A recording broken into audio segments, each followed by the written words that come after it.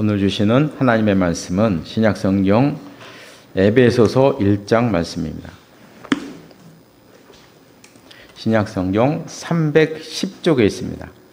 신약성경 310쪽 에베소서 1장 1절로 14절 말씀까지 1절로 14절 말씀까지 한 절씩 교독하시겠습니다. 제가 먼저 1장 1절 말씀을 읽도록 하겠습니다. 하나님의 뜻으로 말미암아 그리스도 예수의 사도된 바울은 에베소에 있는 성도들과 그리스도 예수 안에 있는 신실한 자들에게 편지하노니 하나님의 영광과 예수 그리스도로부터 은혜와 평강이 너희에게 있으리로다.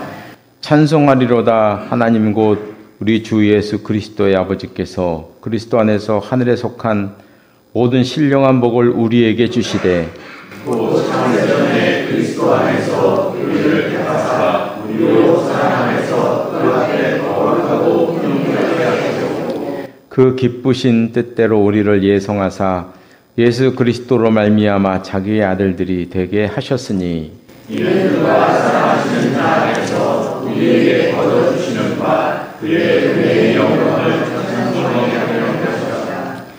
우리는 그리스도 안에서 그의 은혜의 풍성함을 따라 그의 피로 말미암아 속량 곧 죄 사함을 받았느니라. 이는 그가 모든 지혜와 총명을 우리에게 넘치게 하사 그 뜻의 비밀을 우리에게 알리신 것이요 그의 기뻐하심을 따라 그리스도 안에서 때가 찬 경륜을 위하여 예정하신 것이니 하늘에 있는 것이나 땅에 있는 것이나 그리스도 안에서 통일되게 하려 하시니라. 모든 일을 그의 뜻의 결정대로 일하시는 이의 계획을 따라 우리가 예정을 입어 그 안에서 기업이 되었으니 이는 우리가 그리스도 안에서 처음부터 바라던 그의 영광의 찬송이 되게 하려 하시니라. 그 안에서 너희도 진리의 말씀 곧 너희의 구원의 복음을 듣고 그 안에서 또한 믿어 약속의 성령으로 인치심을 받았으니 이는 우리 기업의 보증이 됐사 그 얻으신 것을 속량하시고 그의 영광을 찬송하게 하려 하심이라. 아멘. 이 말씀 위에 하나님의 은혜가 함께 하시기를 바랍니다. 우리가 오늘부터 볼 말씀은 신약성경 에베소서입니다. 옛날에 우리 청년 때 이 에베소서 말씀 이 제목을 가지고 애를 갖고 싶은 사람은 에베소서를 읽어라. 갑자기 그 생각이 났습니다. 제가 청년 시절에 막 성경의 인물 가운데 요즘은 그 말을 그런 말 쓰면 안 되잖아요, 그렇죠? 병신은 누구냐? 그럼 삼손이다. 손이 세 개다. 그래가지고 그런 얘기를 했던 기억이 에베소서 보니까 갑자기 생각나가지고 참 그렇습니다. 그렇게 사람들이 생각을 했던 그 에베소서인데요. 에베소 교인들에게 이제 편지를 한 내용입니다. 에베소서는 에베소 교회는 이제 바울이 3차 전도 여행을 할 때 세운 교회이고 그림에 보면 에베소가 여기에 있죠. 여기에 있습니다. 여기가 이제 교통지의 아주 중요한 교통의 요지였고요. 그리고 이 전체 소아시아 지역 전체를 봤을 때 이 중에서 가장 번화했던 도시가 바로 에베소였습니다. 그래서 사도 바울은 항상 우리 사도 바울이 염두에 두고 복음을 전한 것을 보면 도시였어요, 도시. 왜냐하면 사람들이 많이 이제 살고 있으니까 복음을 전하기 위해서 도시에 집중적으로 이렇게 투자를 하고 갔던 것을 봅니다. 그래서 이 에베소는 사도 바울이 2차 전도 여행부터 계속 가고자 했던 곳이었죠. 왜냐하면 교통의 요지고 소아시아의 대표적인 그 도시였기 때문에 거기에는 반드시 가야 된다. 이런 생각을 했던 것입니다. 그래서 다른 지역에서는 사도 바울이 머물던 기간이 많아야 2-3달 정도였어요. 한 3달, 2달? 이 정도 한 지역에 머물렀어요. 사도 바울은요. 그런데 이 에베소에서는 무려 3년을 거주했죠. 그래서 전체를 통틀어서 사도 바울의 전도 여행 가운데 가장 오래 머문 곳이 바로 에베소였습니다. 에베소였어요. 3년을 거주를 하면서 복음을 전했는데요. 그리고 사도행전에도 우리가 보면 모든 도시에서보다 이 에베소에서 사도 바울의 손을 통한 역사가 가장 크게 일어났어요. 그게 에베소였습니다.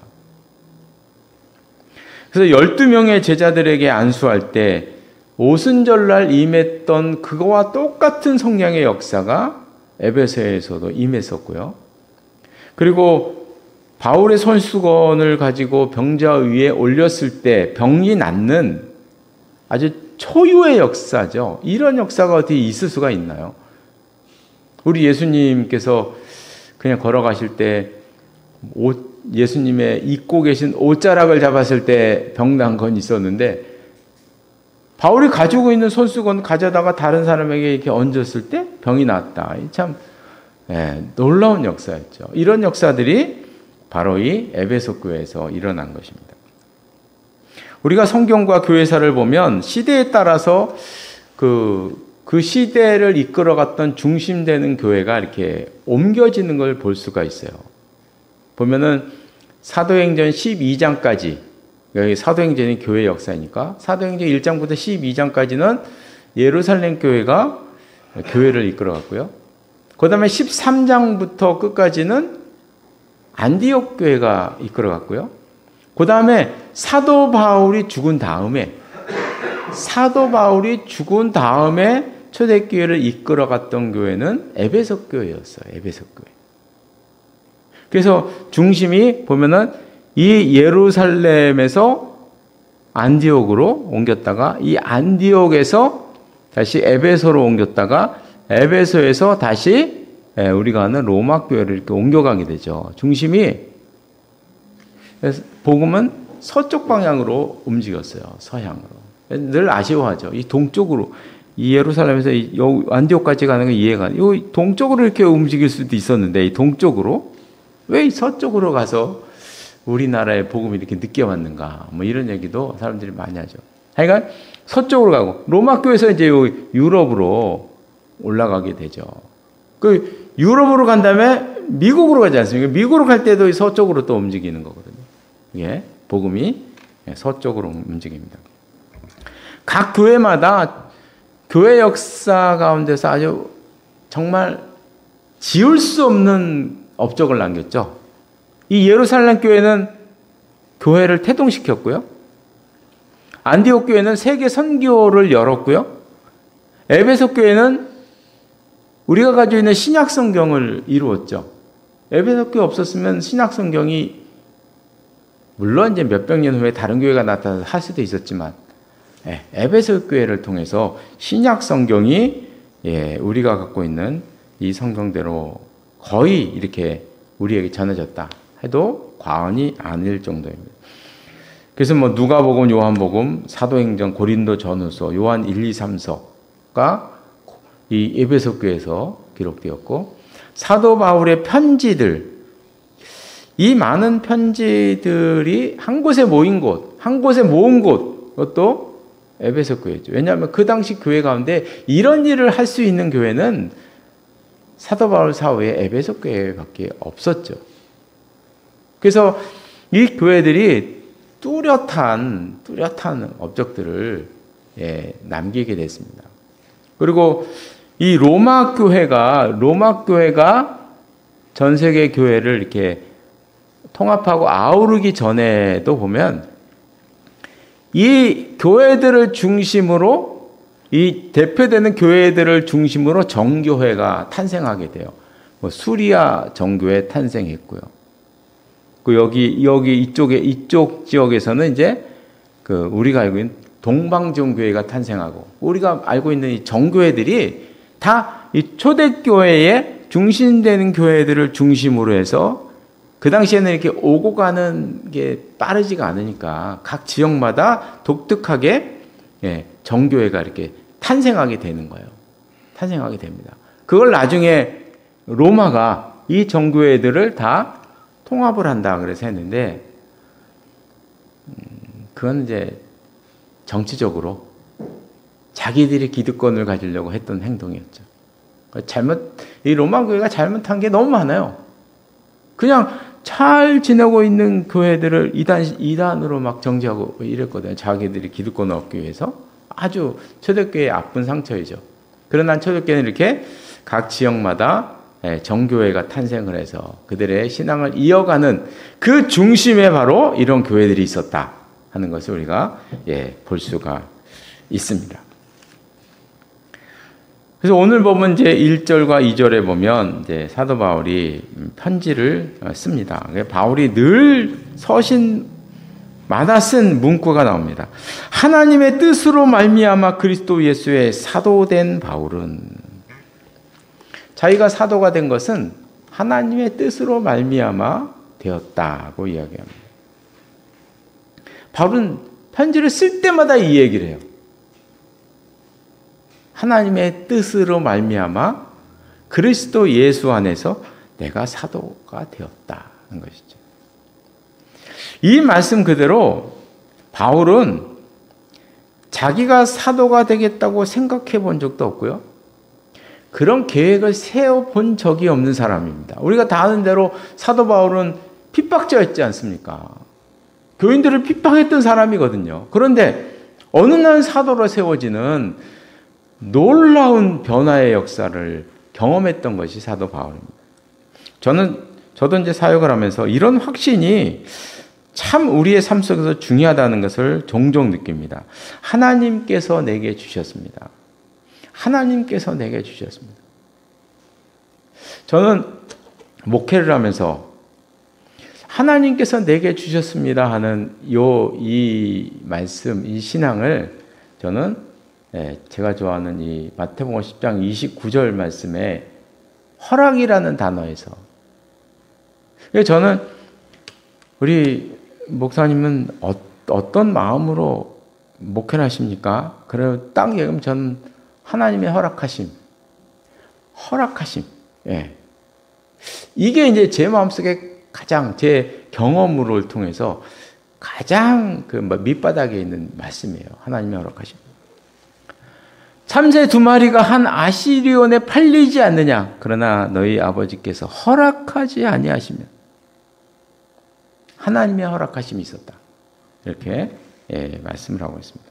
그래서 이런 것들이 다 우리들의 생활 속에서 적용이 되죠. 배우자는 하나님이 허락하신 존재. 자녀도 하나님이 허락하신 존재. 내가 일하는 직장도 하나님이 허락하신 직장이죠. 그리고 지난주에 우리 성경 공부하죠. 연결해 보면 사실 이 모든 것들이 다 우연이라는 거에 작용을 하죠. 우연히. 우리 편에서 보면 우연입니다. 우연. 저 같은 경우에는 제가 구로제일교회라는 교회에 사역하러 갔는데 거기에 집사람이 있었거든요. 내가 뭐 집사람 만나러 갔나요? 그게 아니잖아요. 그래서 갔더니 거기에 있는 거예요. 제 의도와는 전혀 상관없는. 제가 뭐 아들 셋 낳을 줄 내가 계획이나 했나요? 이런 우연, 어떻게 보면 우연. 우리가 봤을 때는 우연인데 여기 하나님의 섭리가 있는 것이죠. 하나님의 섭리하십니다. 하나님의 섭리. 이렇게 얘기하면 이제 이걸 갖고 이런 생각을 할 때가 있어요. 할 수 있어요. 참새 2마리, 그러면 하나님이 허락하시면 떨어지니까 난 가만히 있으면은 참새 2마리 허락하시면 떨어지고 안 허락하시면 안 떨어지고 이러나? 아니죠. 내가 잡을 수도 있죠. 하나님의 허용하심이 있는 거예요. 하나님의 허용하심이 있는 거예요. 하나님의 허용하심도 큰 테두리에 보면 하나님의 허락하심인 거죠.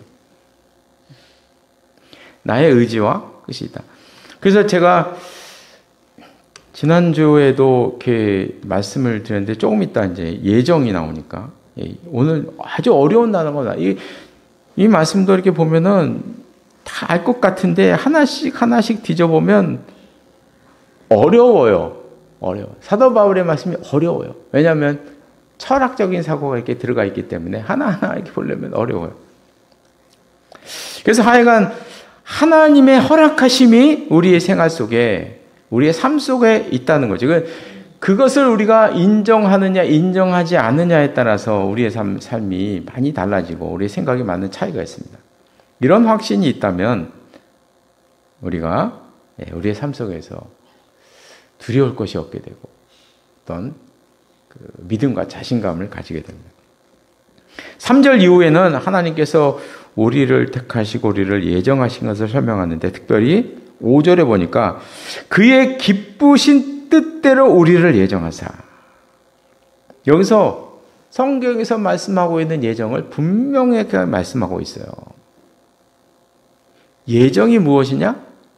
하나님께서 그리스도 예수 안에서 우리를 예정하신 것입니다. 이게 예정이에요. 이게 예정입니다. 성경에서 말씀하고 있는. 그리스도 예수 안에서 이 세상을 하나님의 복음으로 하나님의 나라를 이루고자 하는 이것이 하나님의 예정입니다. 그러니까 우리는 예정을 자꾸 운명론과 이런 것에 자꾸 이제 헷갈린다. 이런 말씀을 제가 들었잖아. 예를 들면 이거 또 지난주에 못 들으신 분 있으니까 제가 이걸 칠까요 말까요? 치면 어느 손가락을 칠까요? 우린 자꾸 이런 걸 예정이라고 생각해요. 하나님께 이걸 정했다고 생각하는 거예요. 이걸 예정이라고 생각해요. 그건 예정이 아닌 거예요. 절대로. 내가 아파트 가서 살아야 합니까? 내가 단독주택 가서 살아야 합니까? 무엇이 하나님, 그런 하나님의 뜻은 없는 거예요. 내가 이걸 누를까 말까? 이런 하나님의 뜻은 없는 거예요. 예정은 그런 것이 아니라는 거죠. 하나님이 내가 어느 대학, A 대학에 갑니까? A 대학 가는 게 하나님의 뜻입니까? B 대학 가는 게 하나님의 뜻은 그런 것이 없는 거예요. 그런 것은 다 우리들에게 허용하신 것이죠. 내 의지로 하면 되는 거예요. 그게 예정이 아니라는 것을 분명히 아셔야 돼요. 예정은 구원과 관계돼요. 구원과 관계돼요. 그리스도 안에서 우리를 구원하시기로 작정하신 것. 이 세상 모든 사람들이 하나님 앞으로 오기를 기다리시는 것. 이런 것이 예정인 것입니다. 이 구원과 관계에 대해서 이제 우리가 주의 깊게 보아야 할 단어가 나옵니다. 5절부터 쭉 보면 다 이제 예정에 관한 그런 말씀이에요. 다 구원에 관한 말씀이고요. 13절 끝에 보면 약속의 성령으로 인치심을 받았으니 인치셨다. 그리고 14절에 보면 이는 우리 기업의 보증이 되셨다. 인치셨다. 보증이 되셨다. 이 두 단어가 나옵니다. 인치셨다는 것은 도장을 찍었다는 얘기죠. 초대교회 시절에 이 당시에는 사람들이 다 그 중요한 사람들은 다 반지를 끼고 다녔잖아요. 그죠? 반지가 도장입니다. 그래서 반지를 끼고 있다가 그냥 꽝 찍으면 그 사람이 허락했다는 게 드러나는 그런 시대를 살고 있었죠. 그 인치심은 바로 그걸 말하는 것입니다. 아들인 경우는 그 반지를 물려주는 것이죠. 반지를 물려주면 그 사람이 그 가문의 대를 이어서 그 가문의 모든 재산과 모든 사람들을 관리하는 능력이 있는 게 그 반지 하나에 달려 있는 것입니다. 하나님께서 우리를 보시고 너는 내 것이라고 하나님께서 하나님의 반지로 찍으셨다는 거예요. 하나님께서 찍으셨다는 거예요. 그리고 심지어는 그 반지를 하나님께서 우리 손가락에도 끼워주신다는 거죠. 왜냐하면 우리가 하나님의 자녀이기 때문에. 보증이라는 말이 나옵니다. 보증은 계약금을 말하는 것입니다. 우리가 물건 살 때 계약금을 냅니다. 그러면 그 물건은 내 거다라는 이제 상징적인 의미가 됩니다. 우리가 하나님의 자녀라는 것은 하나님께서 계약금도 내셨고 하나님께서 도장도 꽝 찍으셨 내용이라는 거예요. 계약금도 다 내셨고 하나님께서 찍으셨다. 또 어떤 사람 또 계약금 냈는데 계약금 누구한테 냈느냐? 사탄에게 낸 것 같다면 이렇게 또 얘기를 해요. 근데 그런 얘기는 자꾸 말장난이고요. 상징적인 얘기죠. 하나님이 누구한테 계약금을 내십니까? 상징적인 의미인 거예요. 우리에게 알기 쉽게. 그러니까 하나님께서 막 계약금 내시고 도장도 다 찍어 놓으셨어요. 이렇게 세세하게 말씀하시는 이유는 우리가 하나님의 자녀라는 확신을 가지라는 얘기죠. 우리가 하나님의 자녀라는 말씀을 이 이상 더 어떻게 초대교회 요즘 같았으면 글쎄 영상으로 찍어놓고 다 하겠지만 이거 어떻게 하는 겁니까? 이 당시에는 이 이상 어떻게 더 확신 있게 얘기할 수 있느냐는 이 당시에는 이렇게까지 말씀하셨는데 우리가 확신을 가지지 않으면 어떻게 하나요? 우리 책임이죠, 그죠? 그것도 우리에게 허용되신 것입니다. 이게 우리에게 허용됐다는 거 어떻게 하느냐? 그 선악과를 생각하시면 돼요. 아담과 하와가 선악과 먹도록 하나님 놔두셨잖아요. 그것까지 놔두신 분이 하나님은. 어떻게 보면 무서우신 분이죠. 그 결과가 어떻게 되었는가? 그 책임이 어떻게 되는가? 그게 너무나 크잖아요. 그죠? 그래서 어떻게 보면 하나님께서 다 그냥 알아서 해 주셨으면 좋겠는데 왜 허용이라는 걸 하셔가지고 우리를 이렇게 힘들게 하는가? 이런 생각도 가끔 들어요. 그런데 하나님께서 그런 거 허용하시면 그거 아니면 로봇이지 그게 인간인가요? 그죠? 그게 삶인가요? 로봇이지. 하나님께서 우리에게 자유의지를 주셨는데 이 자유의지라는 것은 죄를 짓지 않을 수 있는 능력과 죄를 지을 수 있는 능력 두 가지를 다 주신 이것을 우리가 생각을 하셔서 잘 선택을 하며 살아야 하는 것입니다. 에베소서는 바울이 옥에 갇혔을 때 쓴 편지입니다. 사도 바울이 옥에 갇혔을 때 어떤 상황 속에서 옥에 갇혀서 살았는가, 그때 바울의 심정이 어땠는가 하는 것은 사실 빌립보서에 잘 나와요. 빌립보서 1장 19절에 보면 이런 말씀이 나와요. 이것이 너희의 강과 예수 그리스도의 성령의 도우심으로 나를 구원에 이르게 할 줄 아는 거로. 여기서 구원은 예수를 믿음으로 우리가 천국 가는 하나님의 자녀된 그런 구원을 말하는 게 아니에요. 그게 아닙니다. 이건. 왜냐하면 나를 그럼 바울은 아직 구원에 이르지 못했나? 그렇게 되는 거잖아요. 이 구원은 그런 구원을 말하는 것이 아니에요. 이것은 지금 사도 바울이 옥에 갇혀 있는데 옥에서 나오는 것을 말하는 거예요. 추록, 석방을 말하는 거예요. 그걸 구원이라는 단어로 얘기를 하고 있어요. 지금 사도 바울은 석방되기를 간절히 사모하고 있는 거예요. 석방되기를. 황제의 명령 하나에 목숨이 왔다 갔다 하는 것이잖아요. 사도 바울이 삶과 죽음에 대해서 그렇게 막 안달하는 사람은 아니었기 때문에.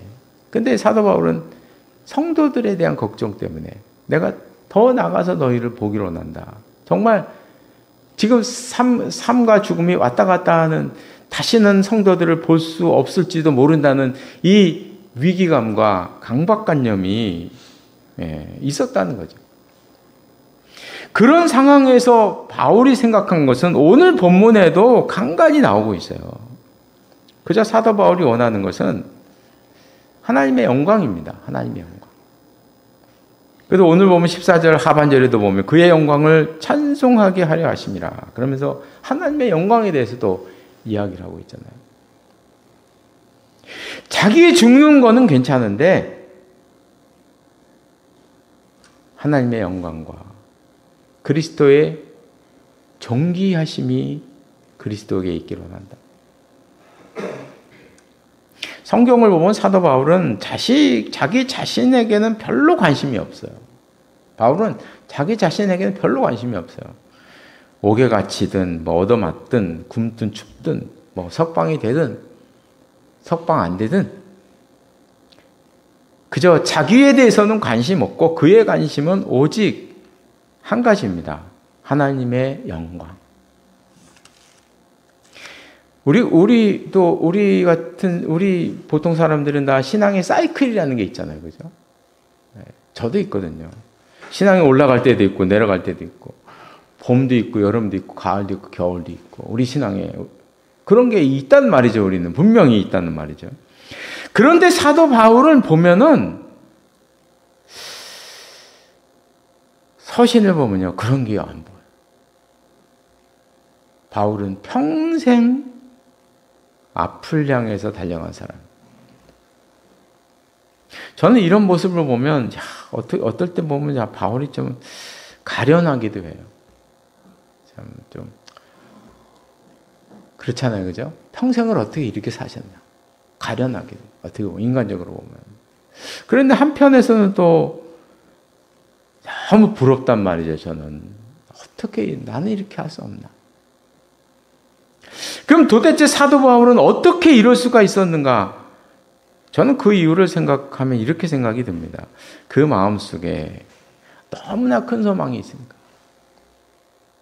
지금 그 마음속에 하나님의 나라를 위한 그 마음이 있는데 그 열정, 그 사도 바울에게는 평생 이루고자 하는 그 사도 바울의 인생의 목적이 하나거든요.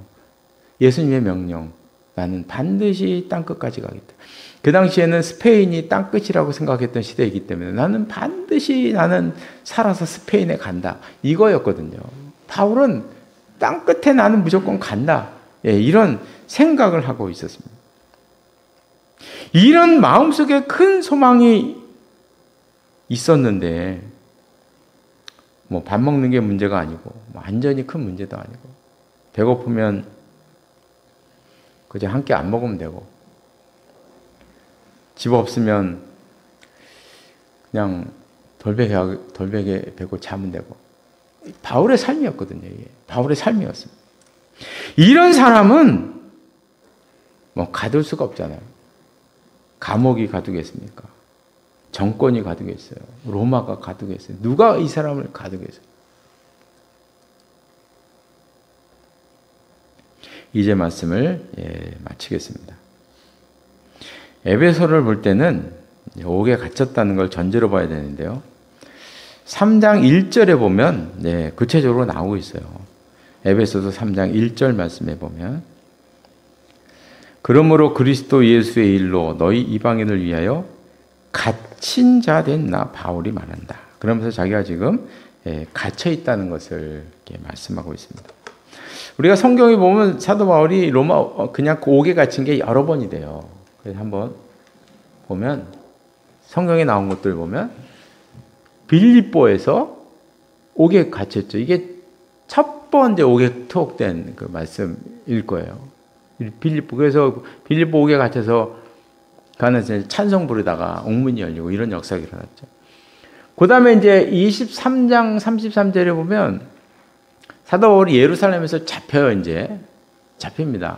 그리고 이제 그 로마 유대인 병사들에게 이제 끌려가고 로마 군사에 이제 그 관리하에 있게 되잖아요.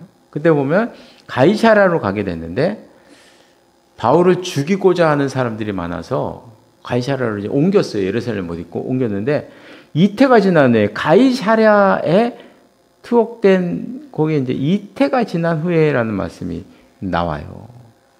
그래서 앞뒤까지 다 합치면 3년을 보고 있어요. 가이사랴 옥에 3년을 갇혔다 이렇게 이야기를 하고 있어요. 3년, 무려 3년. 그러니까 사도 바울이 너무나 지겨워요. 이 재판은 안 하고 청독이라는 사람이 질질 끌기만 해요. 왜냐하면 사도 바울이 뭐 얻어먹을 게 있나 해가지고 끌기만 하는 거예요. 그러니까 사도 바울이 3년 동안 있다가 기다리다 나 이제 황제한테 가겠다. 로마 시민권자니까 나는 황제한테 가겠다. 그래서 로마로 이제 압송되게 되죠. 그 다음에 그 로마로 가서는 온 이태를 셋집에 머물렀다. 그래서 2년 동안 그 구금이 되게 되죠. 그리고 여기만 있는 게 아니에요. 성경에 보면 곳곳에 바울이 갇혔던 흔적이 나오는데 빌레몬서 10절에 보면 갇힌 자 중에 낳은 아들 오네시보를 위하여 내가 간구한다. 내게 간구한다. 여기 또 갇혔다고 돼 있어요. 이거 언제 갇혔다는 얘기인가? 그래서 우리가 바울이 옥에 갇힌 게 너무 많아가지고 에베소서에도 보면 나와요. 다 그냥 너무 많아가지고 도대체 에베소서를 기록할 때는 빌립보서를 기록하고 골로새를 기록할 때는 도대체 어느 옥에 갇혔을 때 쓴 글인가? 이거에 대해서 이제 논란이 많아요. 그래서 전통적으로는 이 로마에 갇혔을 때 쓴 게 아니냐, 전통적으로 이렇게 보고 있는데, 근데 이제 학자들 간에 많은 사람들이 갈수록 점점 많아진 사람이 로마가 아니고 가이사라 3년 있을 때 이때 쓴 거 아닐까, 이런 생각을 하고 있어요. 가이사라 때가 아니냐, 이런 생각을 하고 있습니다. 바울은 감옥에서 죽을 고생을 하는 거예요. 그런 상황에서 편지를 썼는데, 근데 우리가 상황을 보면 사실 이 당시에는 당연히 격려를 받고 위로를 받아야 할 사람은 바울이잖아요. 그죠? 지금 편지를 써야 될 사람들은 성도들이에요. 성도들이 편지를 써서 사도 바울에게 보내서 사도 바울을 위로해야 될 그런 상황인데, 이건 바울은 거꾸로 자기가 밖에 있는 성도들에게 편지를 쓴다는 말이죠. 그래서 이런 모습을 보면서 진짜 신앙인의 그 표상이 바로 이런 사도 바울의 모습은 아닌가 생각을 하게 됩니다. 그래서 우리가 이런 사도 바울의 모습을 항상 마음속에 품고 살아가는 우리 모두가 되시기를 바랍니다. 기도하시겠습니다. 하나님 아버지, 사도 바울은 지금 옥에 갇혀 있어서 언제 죽을지도 모르는, 그저 황제의 명령 하나가 있으면 바로 단두대를 가는 그런 상황임에도 불구하고 그는 성도들을 생각하면서 편지를 쓰면서 오직 자기는 하나님의 영광을 생각한다는 그런 말씀을 저희들에게 하고 있는 것을 저희들이 봅니다. 그도 힘들 때가 있었고 그도 많은 역경이 있었을 텐데 어떻게 그렇게 살았을까 우리는 부럽기도 하고 측이 나기도 합니다. 하나님, 기도 없는 저희들에게 은혜를 베풀어 주셔서 저희들도 그 마음속에 사도 바울이 가졌던 그 마음의 소망, 그 마음에 가졌던 그 하나님의 나라에 대한 그 소망을 저희들도 우리 마음 한구석에 품고 살게 하시고, 그래서 우리가 이 세상 살면서 무슨 일이 있더라도 우리가 좌절하지 않게 하시고 다시 일어나게 하시고 소망을 가지고 살아가는 저희들의 삶이 될 수 있도록 늘 붙잡아 주시고 인도하여 주시옵소서. 예수님의 이름으로 기도드리옵나이다. 아멘.